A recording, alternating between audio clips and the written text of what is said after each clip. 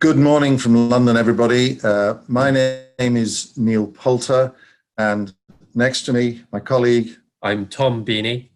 The two of us over the next 40 minutes or so are going to give you an overview of May Measurement Month 2018. And we wish you a very, very warm welcome for joining us. This is the plan of what we're going to do in the next 40 minutes.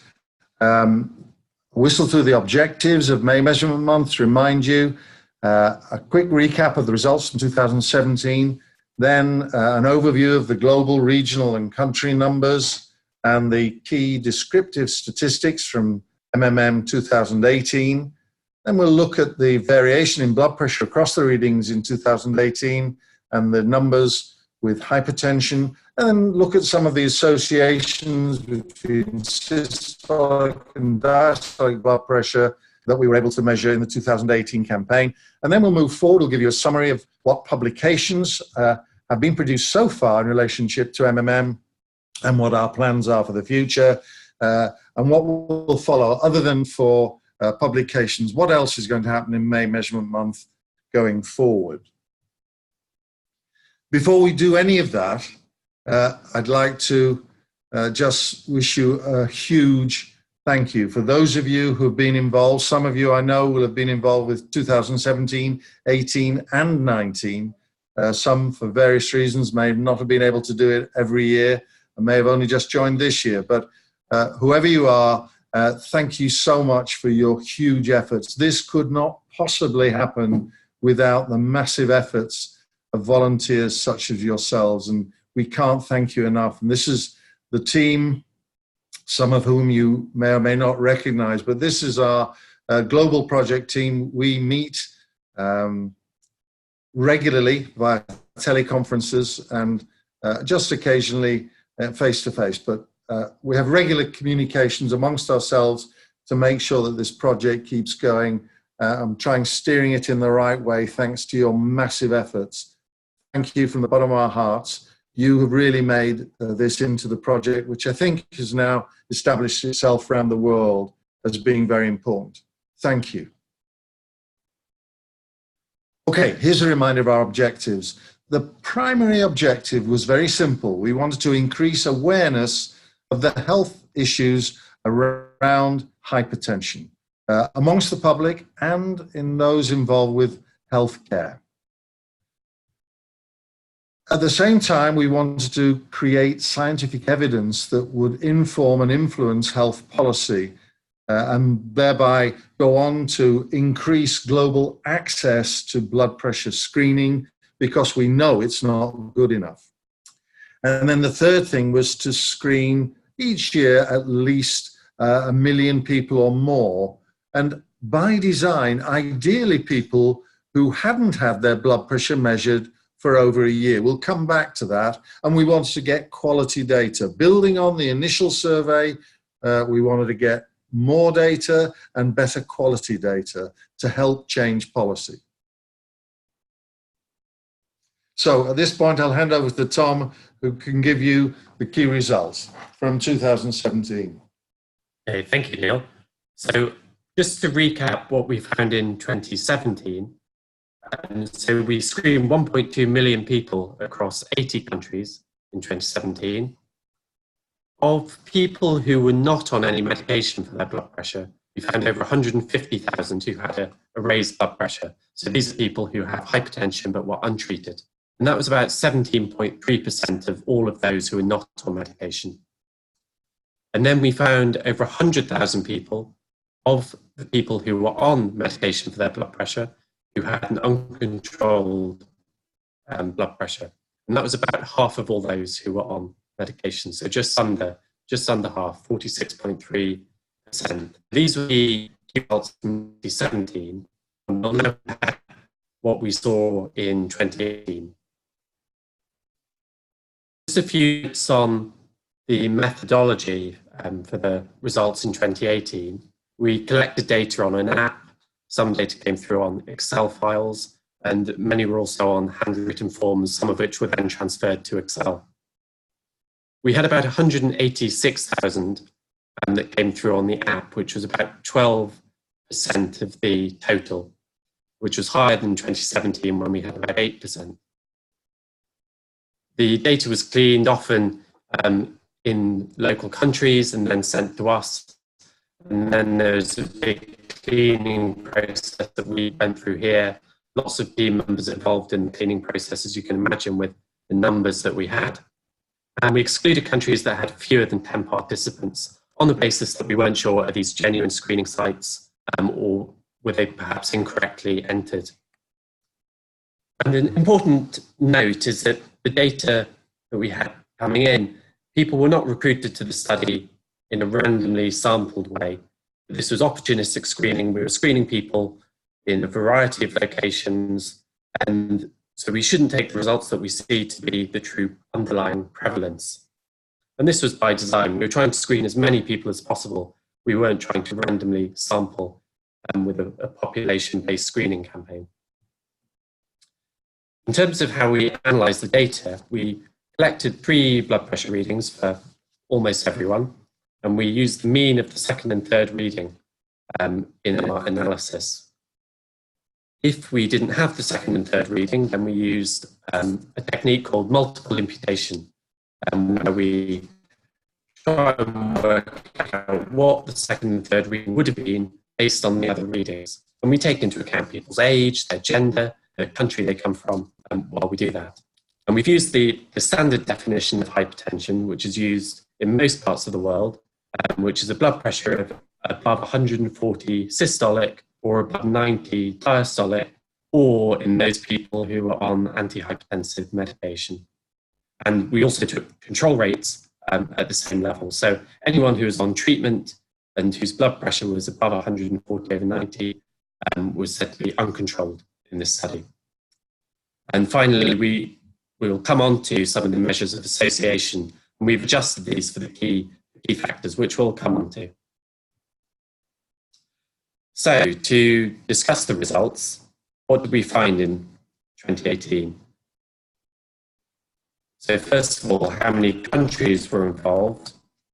Well, this map shows the total coverage across the world, and you can see we've covered most of the world. There's a few countries that weren't involved. But in total, we had 89 countries participating in 2018. So a huge number and really wide variety across the world.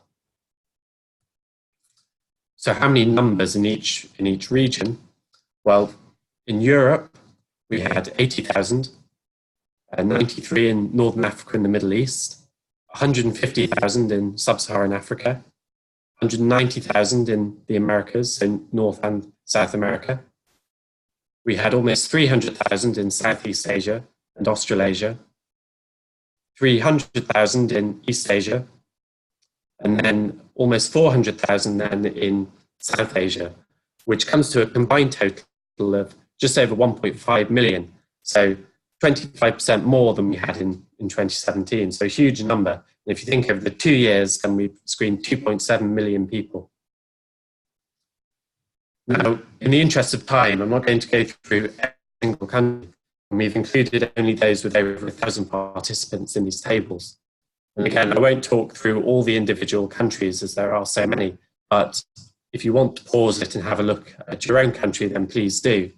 You can see this is by region and with the countries that contributed the most within those regions. So India had over 1/3 in total, China almost 300,000, and the Philippines 177,000. So those were the top 3 countries in terms of participants in 2018. Moving on to the Americas, we had large numbers from Argentina, over 70,000.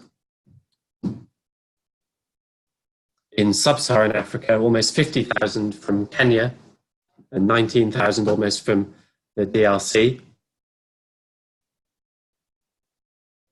Yeah, this is, as we were saying, just with countries over 1,000. So there are more countries here that we're not displaying. And here are the results for Northern Africa and the Middle East and Europe as well. So moving on to the characteristics of the people who we screened. And one area we were interested in is who did we screen last year in 2017? And we really identifying new people when we're screening. Well, we are, and we found that 105,000 people were screened in 2017, which means that 93% of those we screened in 2018 were newly screened. So we are really reaching out to new people. And it shows that the screening sites are being set up in different locations. And in terms of building awareness of blood pressure, I think this is a really important point.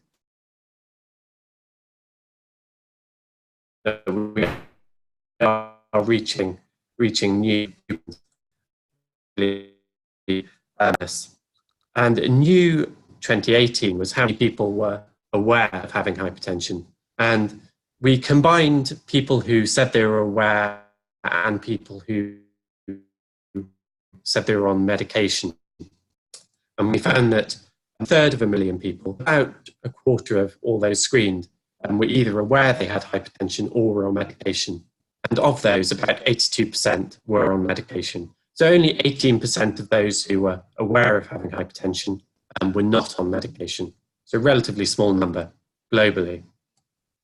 Coming on to the characteristics across different regions, I won't go through all these numbers as there are quite a few, but we've got quite a range of ages across regions. So globally, the mean age was 45, but it ranges from a relatively young age of 36 in Northern Africa and the Middle East, up to 50 in the Americas. Similarly, we've got a wide split of genders across different regions, from 40% women in South Asia to almost 2/3 in Southeast Asia, and roughly half when we look worldwide. And in terms of the proportion of screenees who are on antihypertensive medication, we have about 9% in Sub-Saharan Africa, much higher numbers in the Americas, so almost 1/3, which may reflect the differential screening sites, whether people came more rural communities or more hospital-based screening sites. Overall, globally, about 20% were on medication. In terms of some of the other characteristics of the populations we screened, I won't go through all these, such as diabetes, stroke, MI, and lifestyle factors, whether people were smoking and whether people were drinking. And we had an idea of how regularly people were drinking, whether it was 1 or more times a week or less than weekly, or not at all. Another variable we collected for 2018, which we didn't have in 2017, was where the blood pressures were recorded. And we've got a variety of screening sites. So you can see about 1/3 were taken in a hospital or clinic-based setting, 4% in pharmacies, about 8% in the workplace, and almost 1/3 in different public spaces, so either indoor or outdoor public areas, and about 1.4% other, which were ones we weren't sure about. And we had pretty good coverage in terms of knowing where the locations were, but about 1/3 were not recorded. But still, we've got about 1.2 million people where we knew the location of the blood pressure recording, which is valuable information, and we'll come on to looking at that later on. Something we looked at in 2017 and looked again at in 2018 was how do blood pressures vary across 3 readings. So we took 3, and we see a very strong and statistically significant difference on average between readings 1, 2, and 3. Your blood pressure tends to go down. Interestingly, if you look then at the proportions who have high blood pressure, we have about 38% with high blood pressure based if we were just to use a single reading.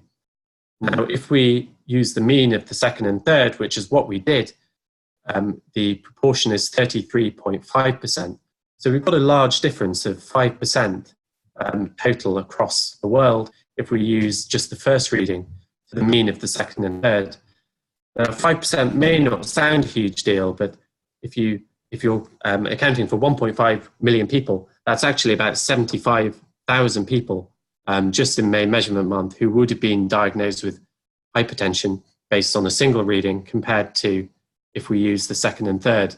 And we think this really supports the idea that we should be doing at least 2 and probably 3 readings when we're diagnosing high blood pressure in the absence of an ABPM or home blood pressure readings, if we were to use just clinic readings. Neil, do you want to comment? I was just going to say, I think this is important, Tom, because of guidelines, and they are inconsistent in what they recommend. And some of the major guidelines that many countries follow say, get 3 readings and take the mean of those 3. If you do that, you'll have spuriously high levels of hypertension. So as Tom points out, if you are going to base the diagnosis of hypertension on one set of readings, and I think we're all agreed that's not ideal, but if you are going to do that, then what we can see is doing it 3 times, the mean of the second and third is going to give you the most conservative and therefore the most likely definition of hypertension, the most accurate prevalence and diagnostic ability. But one question, Tom, that hasn't raised, and that is that if your first reading is plumb normal, it might be that we might, in that setting, not need to go on, and we're going to investigate that, see whether you need to do the second and third. If the first one's clearly normal, what's the point in carrying on? And we're going to investigate that in subsequent analyses. Yeah, so that's a project that's currently underway, right, and hopefully will be done fairly soon. Just to show this isn't a sort of fluke of 2018, but if we, in red, we've got the numbers from 2017, and actually it's a very similar pattern where the blood pressure goes down between subsequent readings, and the mean of the second and third was also the lowest, with about, again, a 5% difference in the total proportion with hypertension. So these are consistent with what we found in 2017, importantly. Now, so how many people had hypertension overall? Well, remember, hypertension is not just those with raised blood pressure, but also people who are on treatment for their blood pressure. So in total, we found 1/3 of all the participants had raised blood pressure, so 502,000 people. Now, you'll notice the number here is very slightly different to that above. These are the numbers after multiple imputation, whereas the numbers we saw in the previous slide were before imputation. So just slightly different numbers there, but very similar. And you can look and see the differences between regions. I've just highlighted here the lowest and the highest. So we see the lowest proportions in sub-Saharan Africa and the highest in Europe. Now, if we want to compare of people who are not on medication, so I suppose one problem we have is in different sites we'll have different numbers of people on medication, partly based on where those screening sites were. If you record people's blood pressures in a hospital, it's more likely you're going to find people on medication. So what we've done is stratify people based on whether they're on medication. Now, if we look at of those who aren't taking medication, how many are found to have raised blood pressure? And I think they're remarkably similar across the different regions in the world.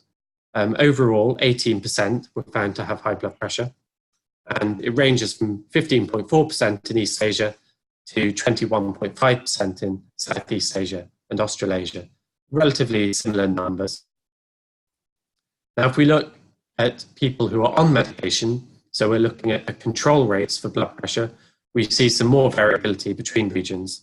So in total, we find that 40% are uncontrolled, which means that 60%, so higher than we probably expected, 60% of people are controlled of those on treatment.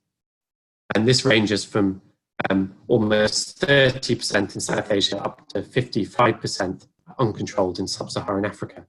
So quite a wide range of control rates across the world. Now, I'm aware there's lots of numbers on this table, and this is similar to the table we published for the 2018 results, but this gives all the key figures. So the column on the left is the one we've already discussed, proportions with hypertension, so I won't go over that one again. But we haven't mentioned awareness across the different regions. But if we compare, we've got a wide range of results for awareness. So 76% in the Americas to 35% in Northern Africa and the Middle East. Overall, about 60% of those with hypertension were aware of having hypertension worldwide. And finally, I wanted to comment on this, the last column, which is the proportion of all hypertensives controlled. And you can see that only 33% worldwide are controlled. So the vast majority of hypertensives are uncontrolled. And again, we've got a wide range in different countries, from just 15% in sub-Saharan Africa to 43% in the Americas. So a wide range of the total numbers controlled. So just to summarize the results, if we compare to 2017, well, we've now screened 1.5 million in 89 countries, so more screenees in more countries. We've detected over 220,000 people with raised blood pressure, people who are not on treatment. The proportion is similar to that we found in 2017. The uncontrolled rates, so people who are on treatment, was 110,000, slightly lower than we found in 2017. So control rates were slightly better in 2018. And finally, awareness. We found 200,000 people who were unaware of their raised blood pressure. So that's people who have hypertension. About 40% were unaware of having it. Now, those are the key results for 2018. We're going to comment briefly on some of the associations we've seen. Now, we've got such a vast database here, we can really look at databases in multiple subgroups. These have only been adjusted for age and gender and medication, but there's a lot more we can do, which we'll talk about later on. Now, here you can see the trend in blood pressure with age, and systolic tends to go up. Males, which is the blue line, have a slightly higher systolic blood pressure, but women overtake men at around the age of 75, which is fairly consistent with what we saw before and what other studies have shown. And with the diastolic, you see this U-shaped curve where the diastolic blood pressure peaks around the age of 55 to 60 and then slowly plateaus, or there's a slight decline there. We can look at certain comorbidities, and we see the people who were known to have hypertension, which is the red at the top. So the diastolic, which is the blue circle, relatively small there, and their diastolic tends to be about 4 higher, and their systolic, which is the red dot, tends to be about 7 millimeters of mercury higher. The dots there, and you've also got the confidence intervals on either side. And because we have so much data here, the confidence intervals are, so we've got quite a high degree of precision in terms of the estimates. And you can see that those with diabetes, MI, and previous stroke tend to have slightly lower blood pressures unexpectedly. And we're not entirely sure why that might be. Could be that some of these people are on medication. They may be on a beta blocker, for example, which isn't coded as being on an antihypertensive. It may be that these people are controlled better. They're more aggressively treated, and that's accounting for the lower rates. Neil, do you have any other suggestions for why we might see this? Well, it's, as you say, Tom, we can't be certain, and it may reflect this is so-called ascertainment bias. The sort of people who come to get it checked may be concerned. They may be the type of person who takes their tablets very carefully and looks after themselves. And it may be some of the recording of antihypertensive agents. For example, ACE inhibitors. People are given an ACE inhibitor not necessarily because of their raised blood pressure, and so the patients don't know that. So that may be I suppose, a bias in how we collected the data. And it isn't exactly what we found in 2017 either, is it? So there's some variability in here. These are compared with normotenses in the population, is that right, Tom? Or how does this... These are compared to... So if we take diabetes as an example, it's diabetes compared to non-diabetes, right. Yes. So the antihypertensive medication... those are on that have got much higher than those who are not taking antihypertensive medication. They have. Although this is because those people, by definition, have hypertension and they're on it for a reason. So it's slightly, it's not probably a fair comparison in a way. No, but it reflects the fact that the blood pressures aren't controlled well enough. Doesn't exactly, it? It does. Yeah. So ideally, they're not being turned into normotensive people. No. So there still remains that gap. In treatment. We mentioned earlier about control, about being 140/90, and everyone will be conscious of, first of all, the American new definition of hypertension, which I don't think the Europeans have accepted. I don't think they will. And we should stick with that threshold, I think, of 140/90. But control, that has in the guidelines pretty much come down, and that's something that in future years I think we'll present control at 140/90, because that's the first thing we need to do, but then also control at 130/80 in subsequent analyses. And we're currently doing further analyses looking at the subgroups for diabetes, MI and stroke. So hopefully we'll be able to see in more detail why this difference that we see in this graph occurs. We can look at other characteristics of those participants, and I just wanted to highlight alcohol, that we've got 3 levels. Either people don't drink at all, they drink 1-3 times per month, or 1 or more times per week. And we see a fairly dose-dependent increase in blood pressure based on alcohol intake. So if you're drinking more than 1 a week, your both diastolic and systolic are over 2 millimeters higher. It's a relatively small difference, but it is there, and it is dose-dependent. You notice also the left arm versus the right arm. We showed that last time. We haven't made a big deal about it this time. But again, it's a small difference, but it's highly significant. And this is about the right arm measurements tended to be higher than the left arm measurements, possibly reflecting the size of the right arm. More people are right-handed than left, therefore their right arm tends to be bigger, therefore the blood pressures are. But as we mentioned in the 2017 publication, there are also potential anatomical explanations, which we mentioned in that. And the other stuff that gives confidence in the data of the pregnancy, as you'd expect, the blood pressures are lower in pregnant women compared to those non-pregnant, standardized for the other variables. I think just coming back to arm, most guidelines would recommend you stick to a single arm when you're taking the blood pressure readings. Yes, yes. I think in an ideal world, you measure it in both. And if there's a big difference, you tend to go for the one, you should use the one that's higher. In the real world out there, I don't think many people do that. Perhaps they should in hypertension clinics, but I don't think they do. It tends to be based on where your table chair is. Yeah, absolutely. So now looking at BMI, we see a very strong linear relationship between both systolic and diastolic. So systolic is here in the red and diastolic in the blue. So these are the standard WHO categories of BMI, and you see quite linear relationships here with weight.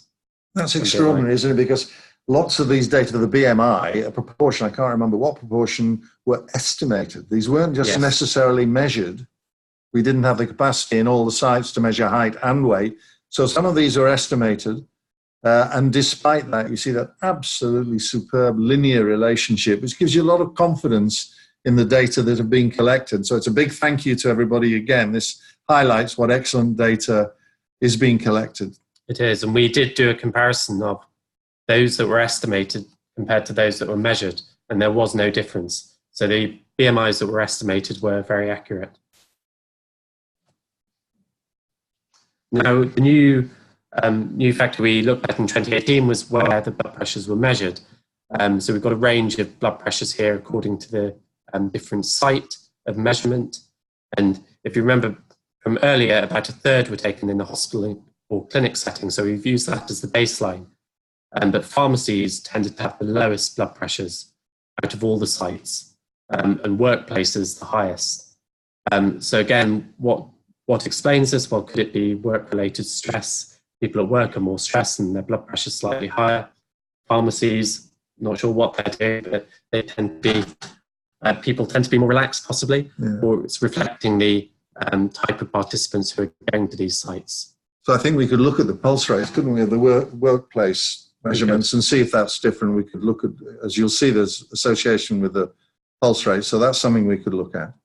Certainly, and we have collected that data as well. So if we come on to this next slide, we can see the association of heart rate with blood pressure. Now in the blue, you've got the diastolic, and the red is the systolic. So with diastolic, you see a very straight line between blood pressure and heart rate. Whereas for systolic, more unusually, you see this U-shaped curve. So blood pressure is slightly lower in the 60 to 69 heart rate category compared to the under 60s. And again, we're not entirely sure why that might be, but this is based on a huge amount of data, and we do need to think seriously why that might be. It could be that some people are on medications that are not accounted for, such as a beta blocker. Otherwise, we're not sure, based on the physiology, what might explain this. No, we'd love any good thoughts from anybody about to explain this away. But I think if you'd asked me to guess before we got, I would have said the association with systolic will be much stronger than with diastolic. Not least because of the way diastolic varies with age in most countries, going down as you get older, over the age of about 55 or 60. Mm-hmm. But so that's a real surprise to us, and we're going to be working on that. We've looked at the literature. We can't really explain it, but this is something we're going to look at, and will be interesting to see what the 2019 data, if it reaffirms that. Okay, so that's a great summary from Tom of what we did in 2018, the results you collected. Just to bring you up to speed of the publications, going back to our first major publication of the results was in Lancet Global Health, which you'll appreciate is a high impact journal. We were delighted to get ourselves published there. Before the study began, we had a couple of publications, one in the Journal of Hypertension, one in the Lancet, sort of announcing the project coming through, but that was the first result paper in the Lancet Global Health. The equivalent paper for MMM18 appeared, I think, on May the 1st in the European Heart Journal this year. And it also was featured on the cover of the printed journal. And we were delighted that that went around. It also got an editorial with some interesting comments about the project. Going back to 2017, we got the top 40 countries were invited to join in. Those that had screened at least 2,500 patients were asked to join in, the supplement size being the determinant of that. And 39 of those 40 countries agreed to produce a national paper. That appeared in the European Heart Journal supplement, and that came out this year, once again this year. Yeah, beginning of this year. And just to let you know, for the future, we're looking forward to doing the same thing for the MMM18 supplement. That's going to, on the next slide, I think we see that the MMM18 national paper supplement, those analyses are in progress. We're in discussion with the European Heart Journal supplements. Again, they're very keen to house these data, and so that's what we're doing. And once again, I think we're going to go for the countries that have screened at least 2,500. At that level, I think there's a bit more robustness about the analyses. But we're also conscious of the fact that you may have taken part in MMM 17 and 18 and 19, and each year fallen below the 2,500 mark. But combining those data would give you probably a huge number compared with anything else that's arisen from your country. So we're talking about, if you or anybody else in your country feels that they would like to do a combined paper where we get reasonable numbers together by combining years 17, 18, or 17, 18 combination.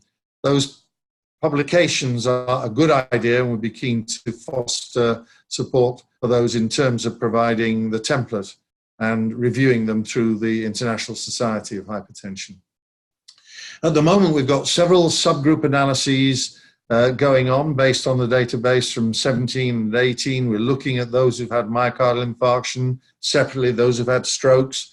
We're looking at the association between stroke mortality in the countries involved and some of the MMN data to see if they correlate, which of course, if they do, adds great strength to our, well, it fends off some of the criticism, which has all been perfectly reasonable, that these are not necessarily representative samples. By design, they were not supposed to be representative samples.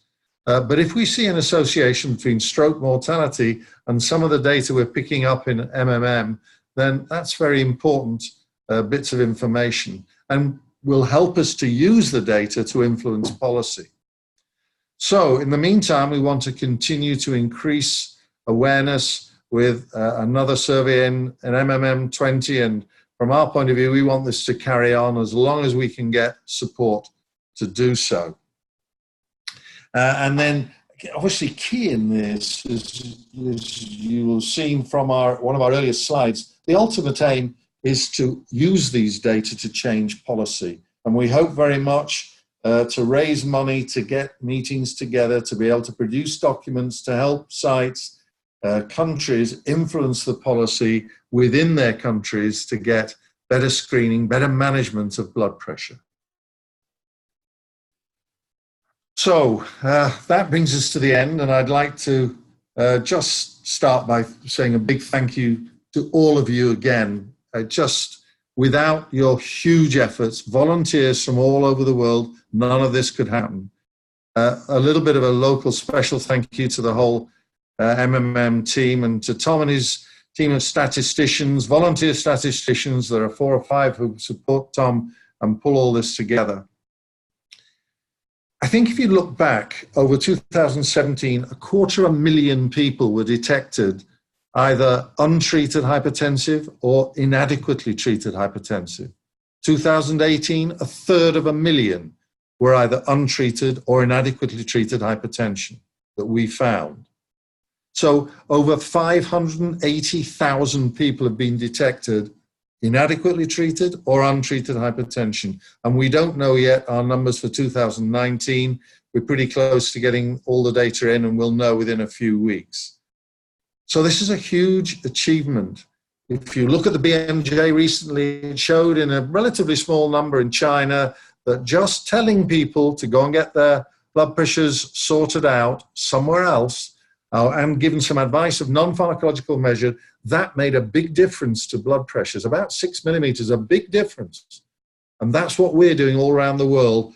Hitherto, 17 and 18 on 580,000 people. So I think there's a real need to keep this going, if for lots of other reasons which we could go in. So I hope you will take part in 2020. What we'd like to hear from you is how we might do it better. Are there any special questions we should add? Bear in mind the database has got to be kept small. We can't expand it. All you investigators fed that back to us, that we had to try and keep the questions that we asked limited. So if you're going to add a question, suggest one that you think we might drop.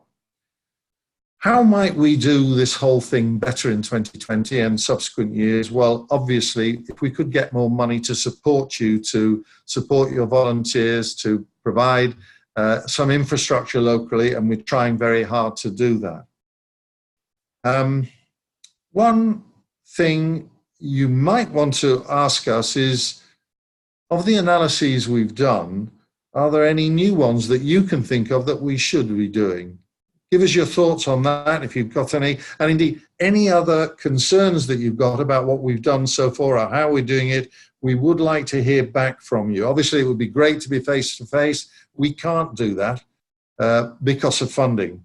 If we get that funding, we will do that. Finally, I should mention that the British Heart Foundation put out a call called the Big Beat Challenge, and you had to put in an application by mid-June this year. We've done that on behalf of May Measurement Month, and it's a £30 million grant from the BHF. We've gone in for that. We will hear whether we are shortlisted at the end of the year. My guess is that we may not be. There are lots of competition, but if we are shortlisted, then we've got 6 months to take things on to the newer level, and that will generate lots of funding to make sure each annual survey is properly funded, and we appreciate that it isn't at the moment. So that just brings me back to saying once again, thank you. Thank you for your huge efforts. It's been an incredibly exciting journey, starting this thing off in October 2016 to where we are now. Thank you to everybody, and I hope this has been a useful session bringing you up to date with MMM.